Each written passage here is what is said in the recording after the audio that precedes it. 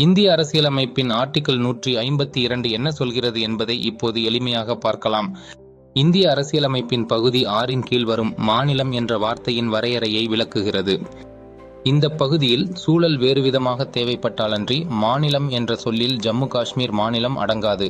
ஆனால் 2019 சரத்து 370 நீக்கப்பட்ட பிறகு ஜம்மு காஷ்மீரின் சிறப்பு அந்தஸ்து முடிவுக்கு வந்துவிட்டது.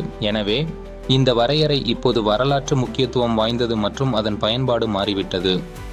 உதாரணம்: அரசியலமைப்பின் பகுதி 6 மாநிலங்களின் ஆளுநர்கள், சட்டமன்றங்கள் மற்றும் நீதிமன்றங்களின் அதிகாரங்கள் பற்றி கூறுகிறது. பிரிவு 152 இந்த விதிகள் ஜம்மு காஷ்மீருக்கு எவ்வாறு பொருந்தும் என்பதை முதலில் வேறுபடுத்தியது. உதாரணமாக, ஒரு பொதுநல வழக்கு BIL தமிழ்நாட்டிற்கு எதிராக தாக்கல் செய்யப்பட்டால் மாநிலம் என்பது தமிழ்நாட்டை உள்ளடக்கும். ஆனால் இதே விதிமுறைகள் முன்பு ஜம்மு காஷ்மீருக்கு வேறுபட்டு இருந்தன.